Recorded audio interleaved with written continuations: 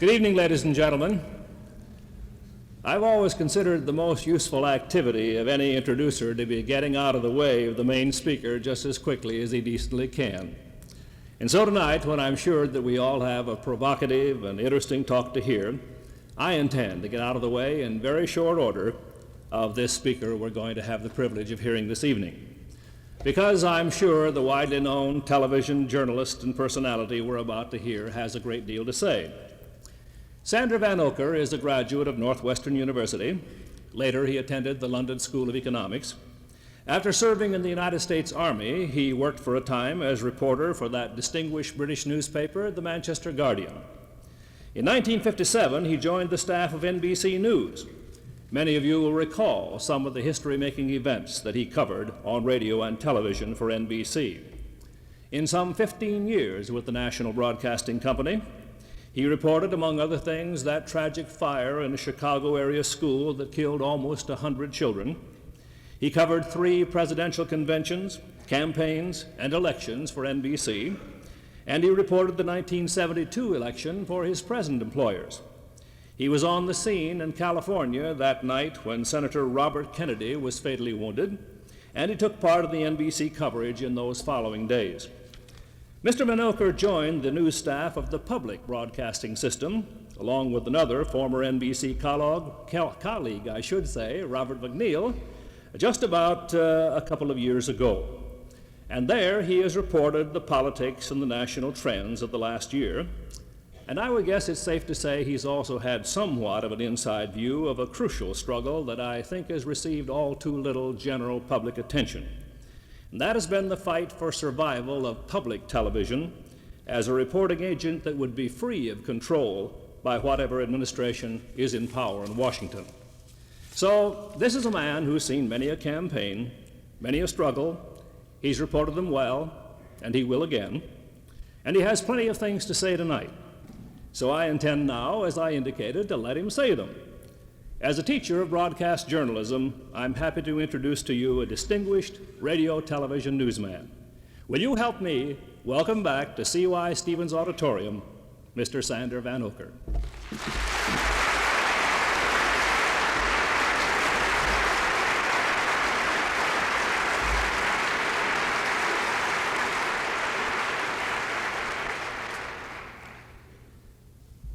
My good friend, Jack Shelley, students, ladies and gentlemen, the last time I was here, this imposing edifice was just newly opened, and I remarked at the time that I felt like a Christian in the Colosseum.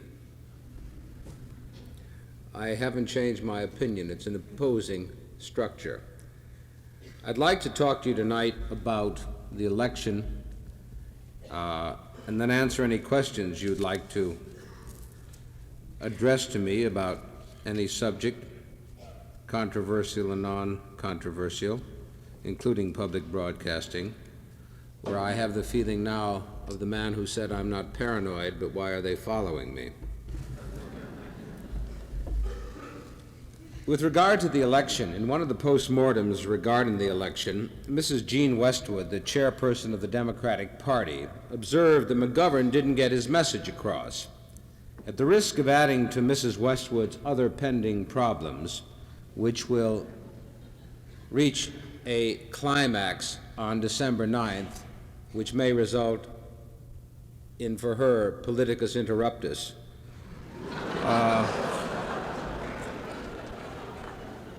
I would say she is just dead wrong.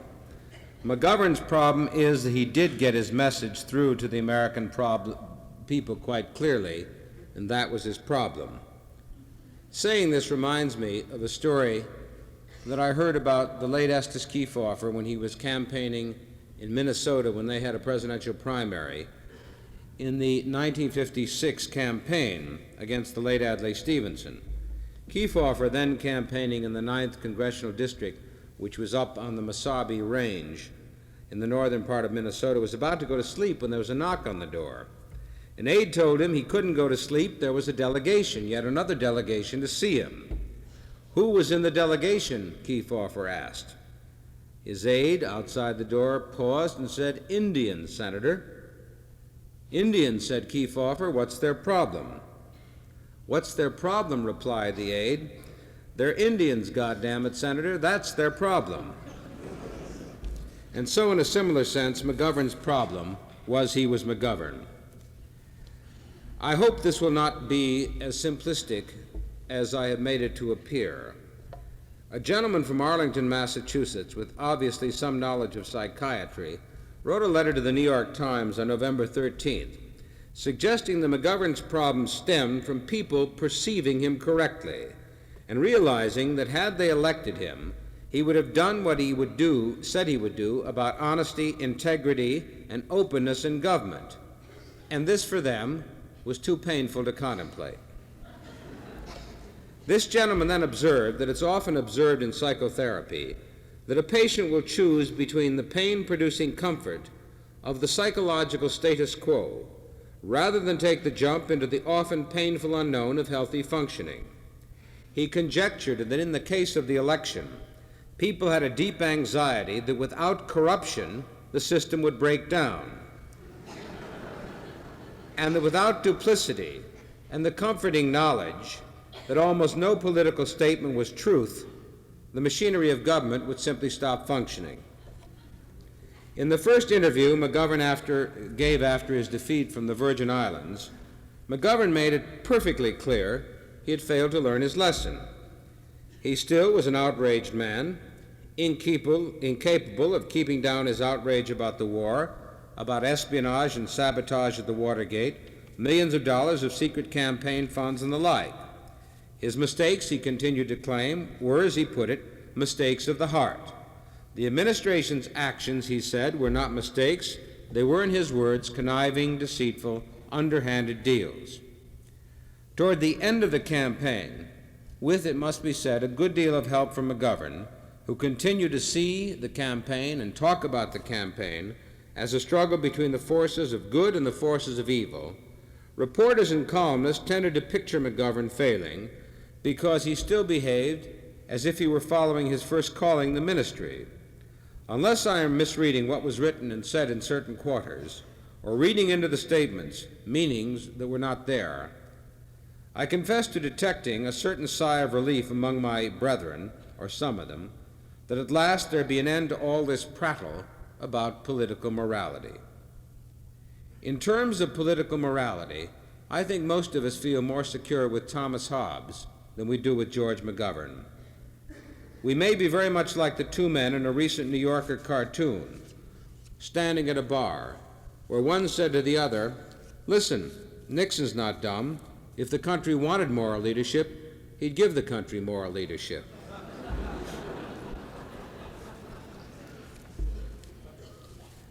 Now, I'd like to just digress for a moment to read to you something that was written on the eve of the election. It's a pre-mortem written by Professor Walter Dean Burnham of MIT concerning moralism in American major party politics. It's a little lengthy, but it says better than anything I could say what the problem is with moralism in American politics. Professor Burnham said, "The average American voter is neither a saint nor a devil. He's quite literally just an average sensual man. He's accordingly very unlikely to feel personal guilt for general social conditions at home or abroad, which he didn't have a hand in creating. Any effort by the intelligentsia or by political candidates to create such feelings of guilt will normally be deeply resented by many voters. Even now," Professor Burnham went on, "under conditions of unprecedented cultural turbulence in American society, a majority of the electorate, and an even larger majority of those who will in fact vote this year, still believe in the traditional or conventional political morality of this country. This morality includes such items as the following: that this country has a free democratic political system, that this country has a private enterprise economy which has produced the greatest good for the greatest number of people in world history, that this country's political and social system is based upon careers open to all talents. Therefore, if I'm not that well off, my children can hope for winning their place in the sun through their own achievements and hard work. The poor and the rich alike get pretty much what they deserve. Politically created threats to my own economic well-being, and especially to the prospects of success for my children, are an intolerable usurpation, which interferes with the right order of things. This is particularly intolerable when, as a result of pressure group activities and support from bleeding-heart intellectual elites, I am expected to consent to this jeopardy for the sake of people who are unwilling or incompetent to make it on their own, as I did. In the international world of threat, the U.S. must always be number one in military power. As long as Americans are not doing very much of the dying, we'll accept the President's definition of national interest in places like Vietnam. And we will accept as well his definition of the means to be used to protect and promote that interest. In any case, the world's greatest country cannot accept anything which looks like abject surrender. And he concludes, George McGovern has become identified as being on the wrong side of all these propositions. Richard Nixon is identified with the right side because he has become virtually the embodiment of this conventional political morality. Now, if Professor Burnham was right in his analysis, and I think he was, then it immediately presents a problem for someone like myself, engaged in making from time to time observations about political behavior. And the problem, for me at least, was summed up in the Life editorial following the election, which was entitled, Is Reading Us Leading Us?, which suggested if the President was so good at reading us, he should be equally good at leading us. Now, as soon as I say something like this, I know it leaves me open to charges of being an elitist, one of those persons the President referred to as an Eastern limousine liberal, who implied just by raising the question that people are wrong, that just like all the rest of the elitists, I know better what the people need than they know themselves. Now, I confess to being old-fashioned, but I thought the first duty of political leadership was just that, leadership. Yet I've not been reassured by evidence coming out of the White House since the election that leading us is going to win out over reading us during 4 more years. John Osborne, whose coverage of the Nixon administration and the New Republic for the last 4 years has set some kind of a model for fair and dispassionate journalism, after the election went around to a small, but what he claimed was a reasonably representative cross-section of White House assistants, testing his theory, and he admits his wish, that a massive victory for the President would have a liberating, not a liberalizing, but a liberating effect upon the President in terms of generosity and compassion and creativeness, especially in the area of domestic affairs. Osborne reported the White House assistants thought it odd, and a couple even laughable, that he should even remotely consider that the scope of a Nixon victory would affect the President's approach to domestic problems and his conception of responsibilities and challenges at home in any material way. The President himself made his view of presidential leadership quite explicit in one of his campaign radio addresses, which deserved closer attention than they possibly received, as did the ones in '68, especially the one he made on October 21st on his philosophy of government, which is worth quoting at some length. At the root of all our rights, said the President in this radio address, is an idea of justice and genius, the idea of government deriving its power from the consent of the governed. Of course, he went on, every politician since Jefferson time pays lip service to the consent of the governed, along with majority rule and the will of the people. But the truth is, a great many people in politics and elsewhere believe that the people just don't know what's good for them. Putting it bluntly, he said, they have more faith in government than they have in people. They believe the only way to achieve what they consider social justice is to place power in the hands of a strong central government, which will do what they think has to be done, no matter what the majority thinks. To them, the will of the people is the prejudice of the masses. They deride anyone who wants to respond to the will of the people as pandering to the crowd. A decent respect for the practice of majority rule is automatically denounced as political expediency. I totally reject this philosophy. Later, to further drive home his point, the President had this to say: on matters affecting basic human values, on the way Americans live their lives and bring up their children, I'm going to respect and reflect the opinion of the people themselves. That is what democracy is all about. Now, the problem I have as a journalist and as a citizen with this philosophy is whether this is a policy of leadership or a policy of followship. There's no doubt in my mind that people in this country are fed up with governmental directives from Washington, with haphazard so-called pragmatic solutions of major problems. No doubt they'd like the race question to go away. No doubt they feel they're being unfairly taxed. But it's always been my belief that Mendes France put it very squarely when he told the people of France 20 years ago, to govern is to choose. Now, all presidents, Mr. Nixon included, know their powers to impose are limited. John F. Kennedy was continually lamenting that the White House looked a great deal more powerful when you sat in the Congress than it seemed when you finally sat in the Oval Office of the White House. But if the powers to impose are limited, it may also be true the powers to persuade are fairly great. And I suspect the American people would not be averse to some leadership that points for them the way. I think the problem the people have had since the beginning of the 60s is they've had an awful lot to assimilate, and much of it's not all been that carefully prepared. Much of it's been reaction to crisis, rather than anticipation of problems that have not yet been fully defined, or problems that have not been fully defined by people who are charged with dealing with them. Recently, on public broadcasting, we fashioned a program around a survey of national attitudes compiled by the Potomac Associates. The conclusion was the public had come to feel that the solution of the problem solvers, particularly in the form of governmental problems costing more and more dollars, had not worked, and probably wouldn't work, as well as had been hoped. Subconsciously, at least, the people were looking for basic and reliable guidelines that would point the way out of the current social morass. And the report concluded, the American people, whether they realize it or not, seem to be searching for a political, social, and economic philosophy, one that would infuse them with new purpose.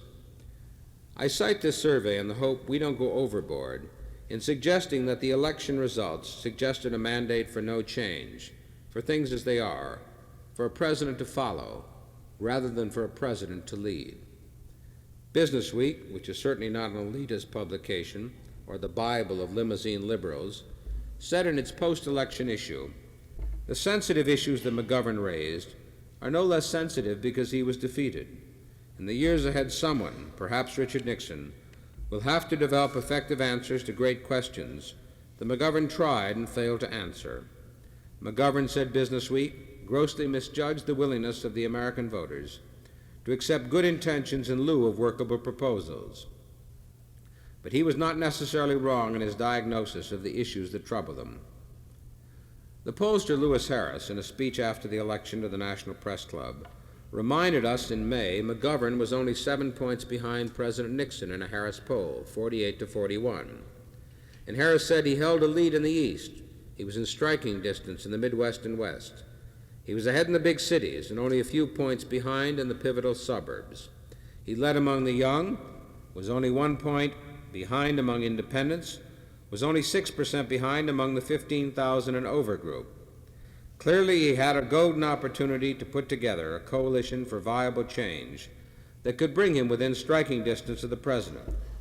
Combined with his 4-to-1 lead among blacks, he might even have made it in November. But after the California primary, McGovern fell 16 points behind. By the time the Democratic Convention began, he was 20 points behind. After Eagleton, he dropped to 23rd behind, and I think the president was probably right when he said after the election, McGovern's fate was sealed the day he was nominated. And the reason is not hard to find. His welfare proposals, which began to receive attention during the California primary as Humphrey hammered away at them. You must remember that McGovern started the political primaries by promising tax relief, but by the time of California, instead of promising voters, they would be the beneficiaries of tax reform, which would hit the rich and big business harder. McGovern was suddenly perceived by voters as the man who threatened every family with an income of $12,000 or more, or those who hoped to get to that figure. And what is worse, seemed to be aiming his proposals mainly at helping those on welfare. And that was his fatal error. That is what allowed the label of radical to be applied to him, a label which he never could shake off. Now, unlike some of my colleagues, I don't think the country is sick of federal programs. I think they're sick of federal programs that don't help them specifically. What I do know is they're sick of welfare. They're especially sick of it because they think, incorrectly, that non-whites make up a disproportionate share of most welfare categories. And the heart of the opposition to welfare comes from people just above the poverty line, blue-collar workers, those individuals who normally vote Democratic, and in fact did vote Democratic, as you found out in Iowa, in most other races. They feel, and perhaps with some justification, that taxes are being used to help those who in their minds just won't work, and who, it must be added, are the people who feel those taxes are helping blacks who are moving into their neighborhoods. To suggest to them that they may be wrong, to suggest to them that the welfare rolls reached record numbers during the Nixon administration had no effect at all. They didn't feel threatened by Richard Nixon. They were scared out of their wits by George McGovern. But as I said before, I don't think that necessarily means putting welfare aside. The country gave in the election a resounding no to federal programs, as I said, especially to federal programs that specifically help various interest groups. Alan Otten of the Wall Street Journal has noted a certain political schizophrenia on the part of the public that may spring a booby trap on all politicians, including the president. He cites the example of older voters who invariably oppose school bond issues and similar kinds of government spending. Yet no group is so ardent about lobbying for bigger benefits for themselves, higher Social Security payments, better health care, low-cost meals, and specially reduced transit fares. And it's true that many of us who are middle-aged, defining ourselves as middle class, that perhaps all the while we complain about our mounting tax burden, we also want environmental protection. We want our air and our rivers cleaned. We want better police protection. We want a national health scheme that covers all of us, not just the elderly. And do not businessmen who are prone to condemn government handouts, do they, with a similar pattern of consistency, refuse government subsidies that aid them? What I'm suggesting is that I'm not all certain that the President can get through the next 4 years relying, as he suggested in his memorable post-election interview in the Washington Star-News, on, quote, the reform of our existing institutions and not the destructions of our tried values. The election is behind us, and Richard Nixon won't have George McGovern to kick around anymore.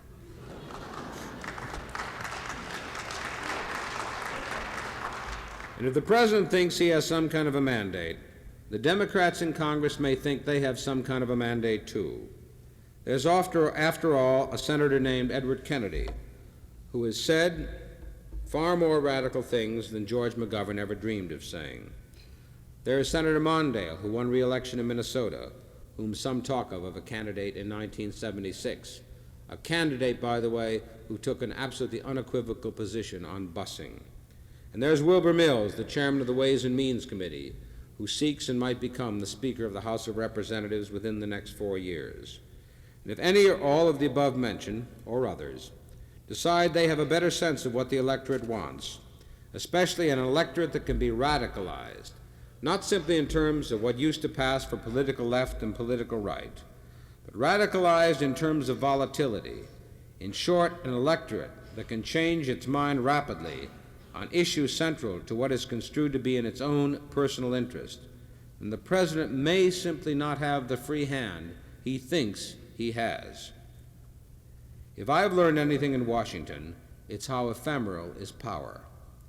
No president ever seemed more powerful, with more sweeping a mandate, than did Lyndon Johnson when he took the oath of office on January 20th, 1965.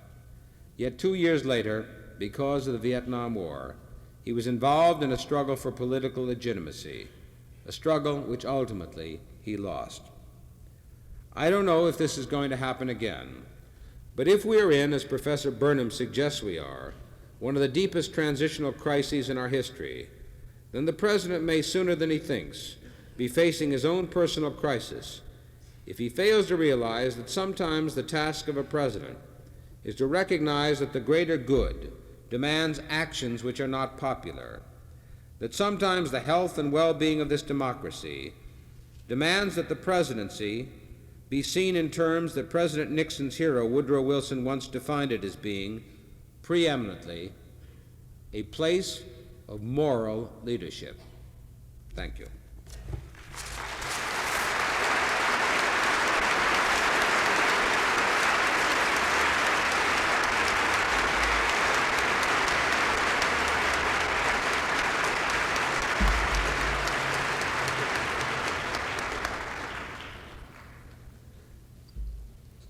I'll be happy to answer any questions. Yes, sir.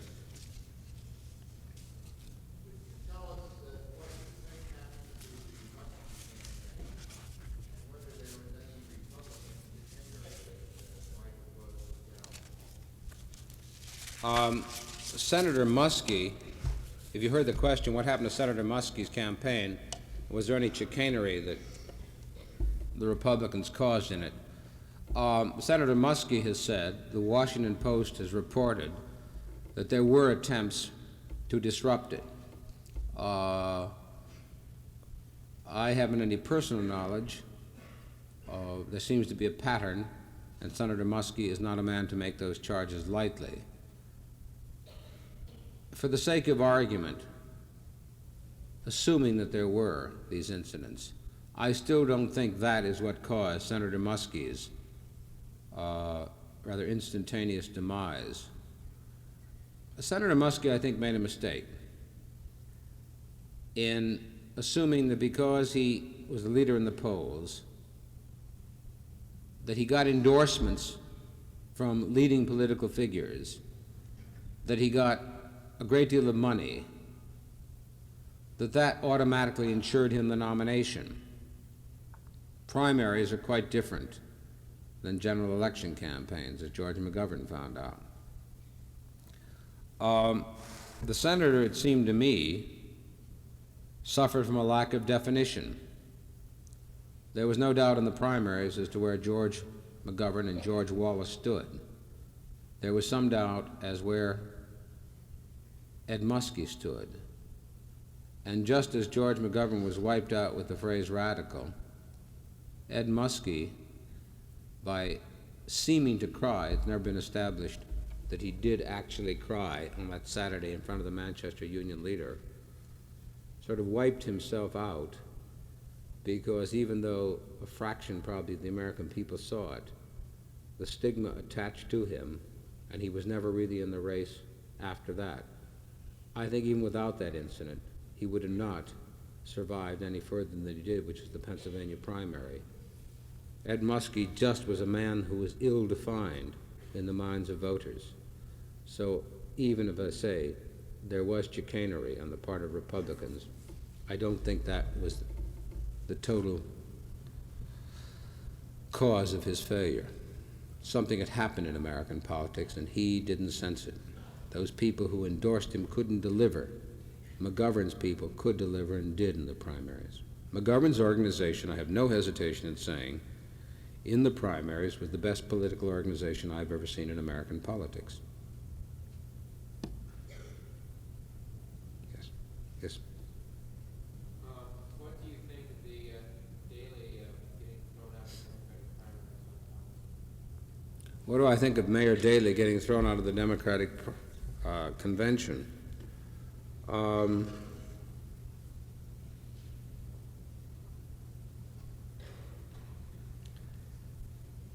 Well, I think given the rules, it was one of those hopeless affairs where McGovern would probably like to have seen Daley seated, but to have gone along with some of the Daley proposals would have made a mockery of the McGovern reform rules. McGovern, it should be pointed out, kept fairly close relations with Mayor Daley, starting not too long after Chicago. There was no personal animosity between the two men, and Mayor Daley worked very hard for McGovern's election after Chicago took place. It was just one of those things that the rules just prohibit him from coming. I personally would have wished that some compromise could have be made, because Mayor Daley is not the ogre that a lot of people make him out to be. Chicago 1968 was unfortunate for anybody who was there, but Mayor Daley is not an ogre. And sometimes in these matters, things don't work out as one would wish, and that's what happened in Chicago. There was just no compromise possible.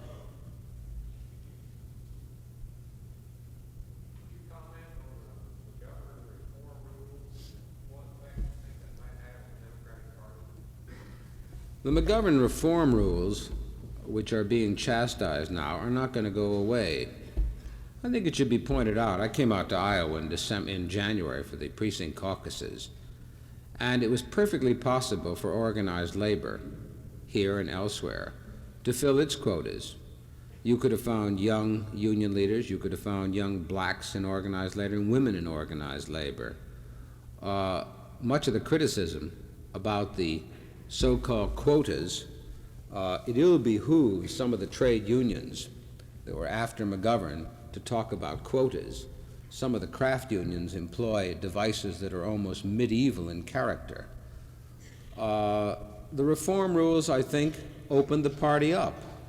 I think they're being used as a scapegoat. The fact that quotas were attached to them, especially frightened off Jews, who've always thought that quotas, and justly so, were being used against them. But I think the reform rules in the Democratic Party opened the party up. I don't think no matter what happens to Gene Westwood, they will be gotten rid of. They just won't be called quotas anymore. But you're not ever going to see a convention again like the conventions that preceded 1972. They are going to be opened up. There will be young, there will be blacks, there will be women, and there may not necessarily, as indeed the McGovern rules never said, there should be specific quotas. You won't see it in specifics as perceived by people who watch, but they're just not going to go away. Reform is here to stay. I think it's being used as a scapegoat for what happened to McGovern. I think McGovern's campaign was lost on very bad policy work, not because of quotas. I think that's just a convenient device. These people are talking about being excluded. In the past, they did some fairly nice exclusion on their own. But also it must be said that a lot of the pros in politics felt that they were being left out, and I think perhaps somebody could have been a little more gracious about assuring them that they weren't. But I must say, as soon as I say that, they're the ones who sulked and stayed in their tents. Not Mayor Daley, but a lot of the trade union people. Not the rank and file, but the top leadership. I don't think reform is gone from the Democratic Party. As a matter of fact, I wouldn't be at all surprised if the Republican Party doesn't move to get some younger people and more representation among ethnic groups at its next convention. Yes, sir.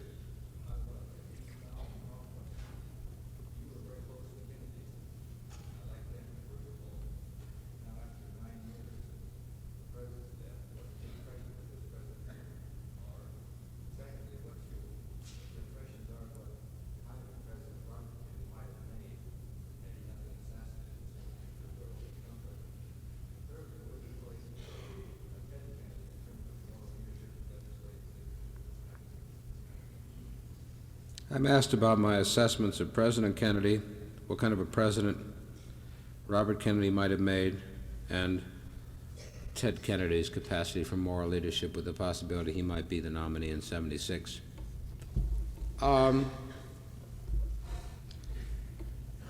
My views about President Kennedy are very colored by what happened in Vietnam. I've been reading David Halberstam's book, The Best and the Brightest, about those years. And there was a certain Cold War attitude that was prevalent in the Kennedy administration, which I didn't like then and I don't particularly like now. But as I look back on those years, I thought that President Kennedy was perhaps too conscious of his narrow victory, not conscious enough that when he put his hand on on the Bible, he was the president, and he was a little more responsive than I would have wished him to have been to current political trends. Yet overall, I think that the way he comported himself, the way he behaved, the way he held out a vision of what this country might have become,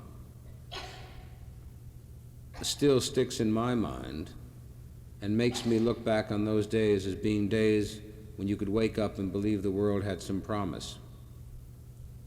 Robert Kennedy, unlike the picture of him as being tough and ruthless, was the most tortured man I've ever met in political life. I think he may have been the last possible hope to bridge these divisions between black and white, poor and those who are well off, that we may have. And just tough-minded enough, had he not been constantly worried about being ruthless, to have discharged the duties of the office in a way to get us over this transitional period from the industrial to the technological age. As for Edward Kennedy, his positions now are all the positions that Richard Nixon will probably have to confront in the next 4 years. There's the Watergate matter, which is a question of political morality, question of medical care. Today in your local paper, you had an article on mass transit. He will no doubt be heard from on the war. His capacity for moral leadership, one just doesn't know about this yet because he hasn't been tried in the office. I do not know whether he's seeking the presidency. I think it's somewhat inevitable by the fact of who he is and what he stands for, that he will very likely be the nominee in 1976. He has been burned by tragedy, familial and otherwise, and there's just no way of knowing. One thing I just can't do after being a reporter in the 60s is make many projections beyond the day after tomorrow. Yes, sir.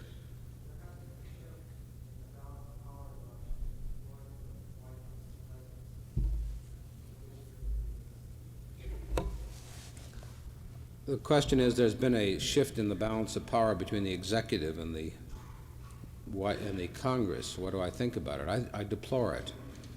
But while I have certain opinions about the executive branch seizing it, I also have some definite impressions about, for a long while, the Congress seeming to give away power to the White House at the same time that it claims there's too much power being given to the executive.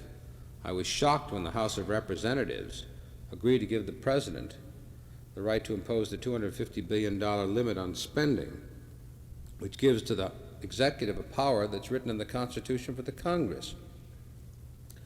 I was shocked back in 1964 when they gave the President the blank check on the Gulf of Tonkin. Excuse me.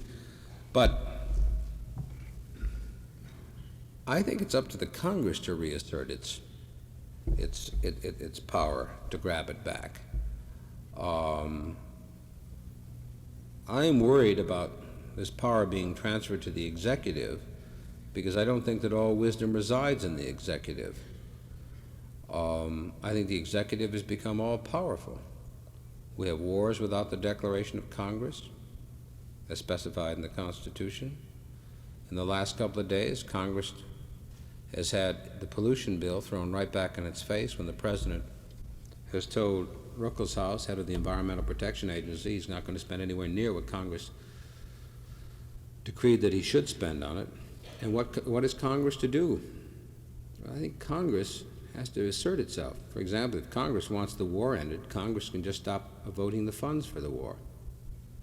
But as much as I deplore the thrust of power to the executive, and I noticed one columnist said today that other columnists didn't mind this when it was being done by Democrats. That's not exactly true.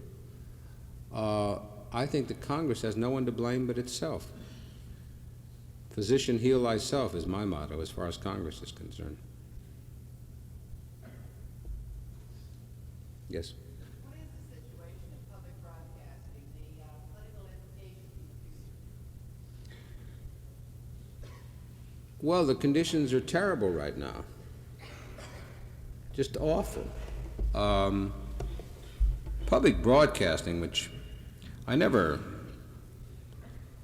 had much work in high school or college on Byzantium, but in the last year I've taken remedial reading.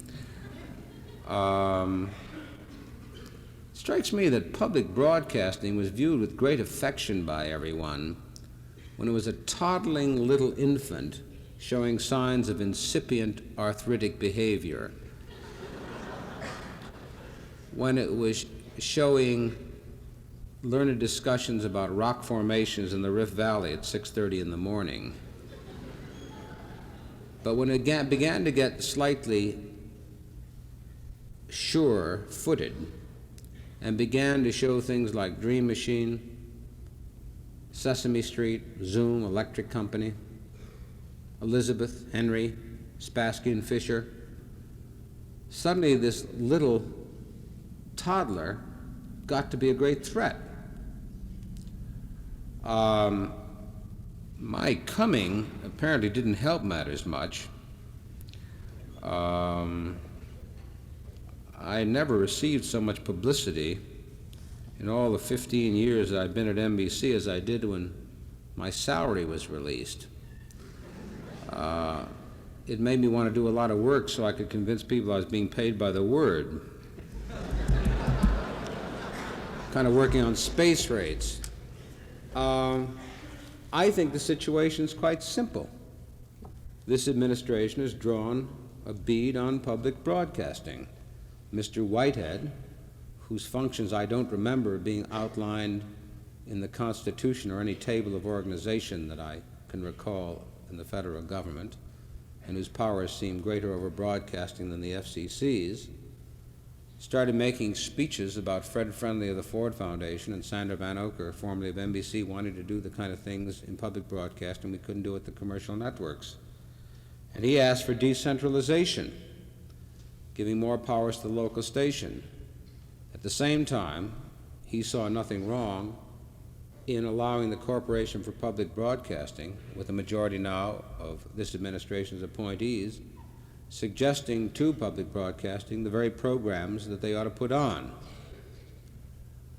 I don't know if public broadcasting has a bright future, so long as its appropriations must come up every year for review in the Congress. Congress overwhelmingly this year passed the proposal by Congressman McDonald of Massachusetts to give us more money for 3 years on an increasing basis, and to give us some time and freedom to plan long-range financing. It was passed 85-1 in the Senate. I can't remember what it was passed by in the House, but it was an overwhelming margin.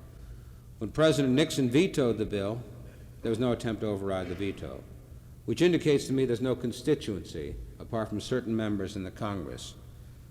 So I think that public broadcasting will go on. It will still be a toddler. It's out of the crib, so it can't be strangled there. But to carry the analogy one sickening step further, it is in danger of being a blue baby. You can either do one or two things, three things. Congress can act to free it from political pressure. I don't see that happening. You can finance it like you do in England, a head tax on television sets.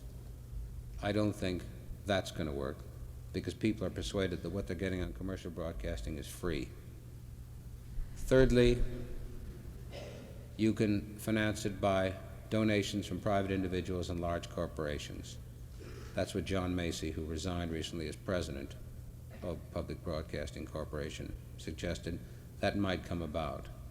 Meanwhile, I think it's going to be a trickle theory, and it's going to be very hard for people like me to stay in it, looking over our shoulders all the time, wondering why the same strictures that are applied to us are not suggested in the case of Bill Buckley.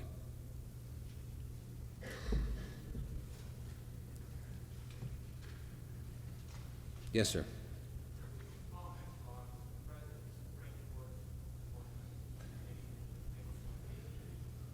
I missed the last part.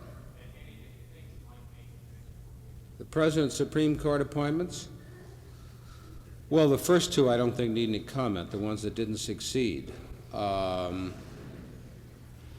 don't have any comment on Justice Berger or Justice Powell or Justice Rehnquist, except that I think Justice Rehnquist uses some very interesting arguments in refusing to step aside from cases which were formerly before the Justice Department when he was there. The President has said he's going to appoint a conservative, constructionist court. And I see every evidence that he means to do what he says he's going to do. I don't know what he'll do if vacancies occur, other than appoint people who share his views on the court's role.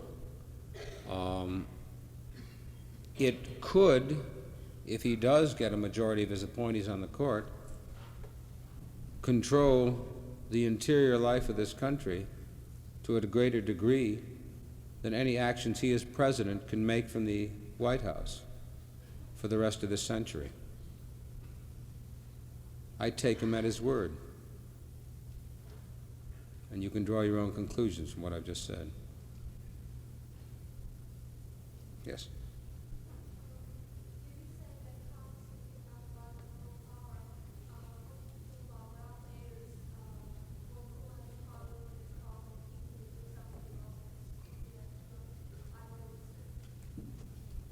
I haven't read Nader's book on Congress. I read the book, but I haven't read all the profiles yet. We see, I think that the Congress is changing. There are a lot of younger people in the Senate and in the House. One of the things that would be very helpful if we in the media could turn more attention on the House of Representatives. It's probably far more poorly covered than the baseball industry.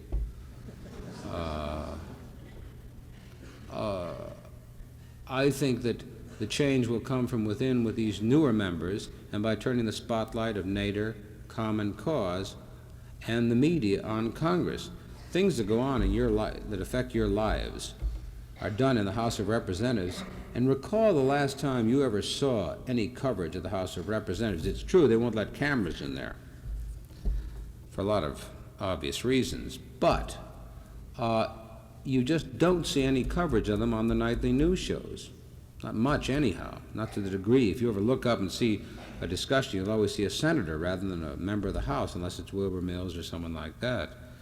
I think the scrutiny has to be turned on the House of Representatives. There are a lot of things the House can do just to modernize itself. In an age of computers and technology, there ought to be better provisions for the members who want to keep current with what's going on than the House provides them.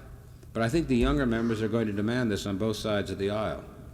And I think the only thing to do is for people like Nader and Common Cause in the media to keep up the drumbeat on the Congress. Yes, sir, way in the middle. Why is it that we are seeing less documentary-style films which delve in more detail into political affairs, such as the Pentagon Papers were supposedly releasing some broadcasts? Why are we seeing good investigative-type documentary films on Netflix nowadays? One simplistic answer, but a true one nevertheless, is politics bore a lot of people in this country. Secondly, that doesn't mean the networks shouldn't do investigative reporting concerning political activities or activities which border on politics or eventually become politicized. But take the case of the selling of the Pentagon, a very good show, hardly controversial in my judgment. No surprise about the Pentagon spending a lot of money to advertise itself. And because of an unfortunate couple of incidents where answers to questions were taken and put not necessarily next to the answer, the question, a cry went up from the Pentagon. The House committee responsible, subcommittee of the Commerce Committee, asked for outtakes. They refused, CBS refused. and an effort was made by Chairman Staggers to cite Frank Stanton of CBS, the vice chairman, for contempt of Congress. It failed. After, I'm told, CBS exerted great effort on the part of its affiliates to stop that, which it should have been stopped. Now, I don't know that this happened at CBS, but it falls under what I'd call the who needs it syndrome. After a network has done a program like that, in the best interests of the public, and after lawyers have been tied up for months, you've had to call upon the affiliates to get in touch with their congressman to vote against the citation. And a tremendous amount of effort has gone in to fighting back an attempt to cite a senior officer of this company and a pioneer in broadcasting for contempt of Congress and maybe throw him in jail. The next time around when somebody suggests a similar program, as I say, I don't know this is the way the scenario goes, but it's probable, some decent, honest, concerned lawyer may say, who needs it? So that is to a degree why you don't see documentaries, because every time we have tried to do them, we have gotten a drumbeat of criticism from offended groups, especially those in this administration.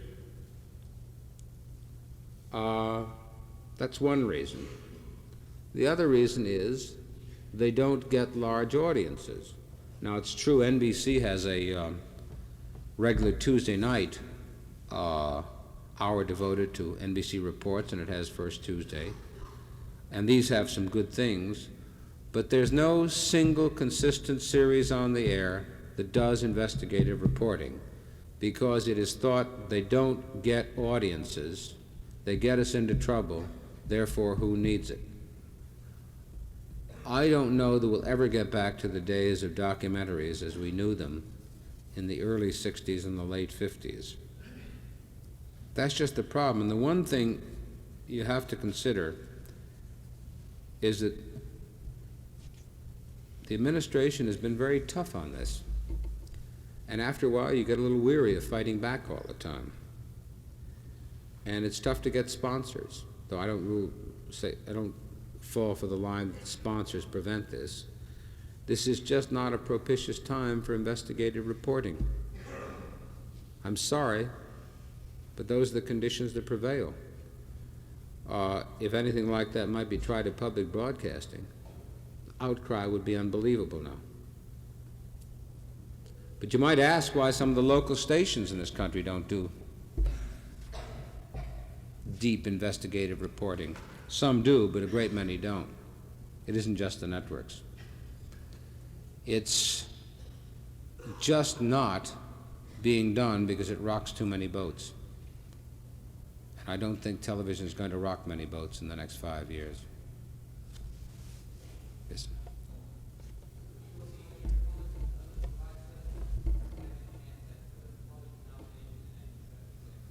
Do I see any of the Republicans, other than the vice president, having a chance at the nomination? Sure, but I don't see them having as good a chance as he does. I don't rule out the possibility of Nelson Rockefeller trying again, even when he's in his 70s. I don't know what the Rockefeller equivalent of definition of chutzpah is, but I think that hope always springs eternal in Nelson Rockefeller's heart. Ed Brooke is talking about it. Chuck Percy is talking about it. John Conley may formally strike his true colors at that time.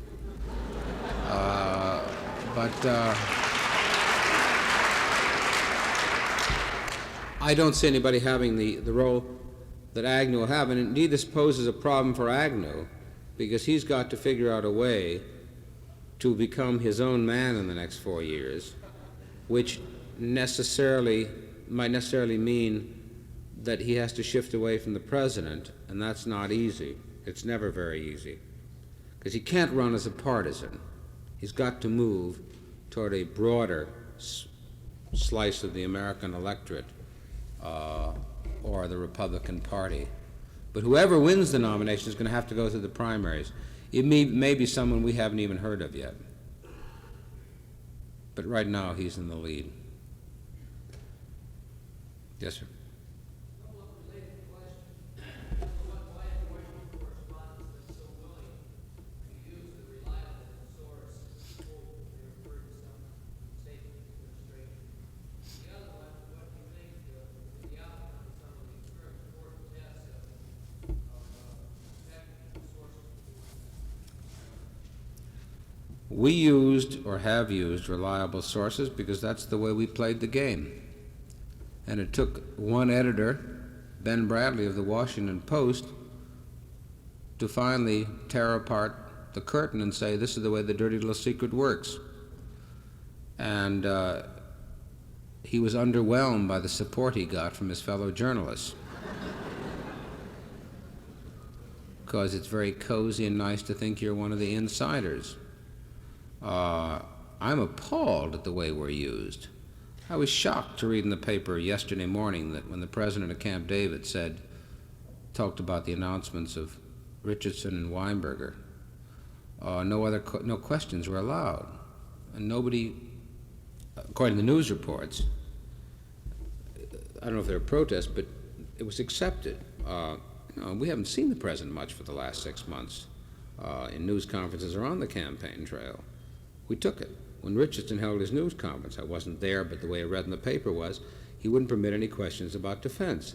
Here's the Defense Department designate secretary, and he doesn't permit any questions. Well, the same thing goes on the background briefings. I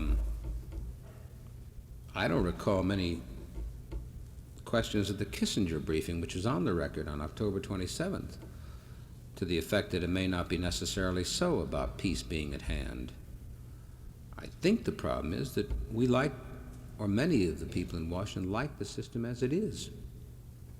Now, on the question of court cases on sources, I think we're in for a very tough time since the Supreme Court decision 5-4, which suggests we have to reveal our sources. I think that's going to be the major problem with journalism for the next 4 or 5 years, and I'm not at all optimistic about the outcome. I've suggested in a short speech I made when I was giving the New Jersey American Civil Liberties Union Award to Peter Bridge, the young reporter who used to work on the now defunct Newark News, who went to jail for refusing to reveal sources. I suggested that all of us in journalism, whether reporter, network news departments, executives, of editors, publishers, that we take steps to establish a First Amendment Institute to be attached to a major law school to not only act as a clearinghouse for information concerning latest developments in this continuing battle, but also to find some ways to assess ourselves, to provide continuing and top-flight legal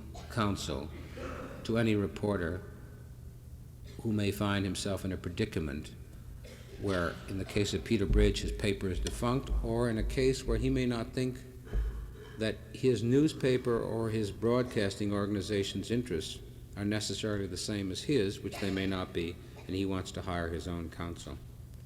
I think it's the most serious threat facing us. Almost more serious in a way, and it's more subtle, is the internal policing of ourselves. If we start to fear that if we go off investigating and we will be held up for our sources, we will pull back.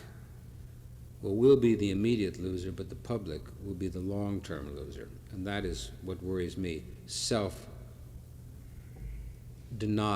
of our right to probe. Yes, sir.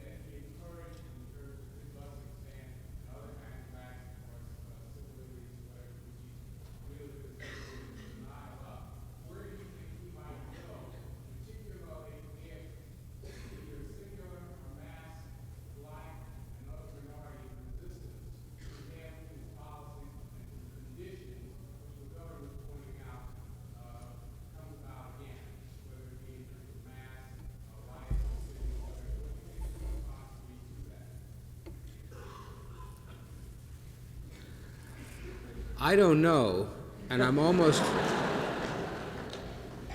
and I'm afraid to think, I really am.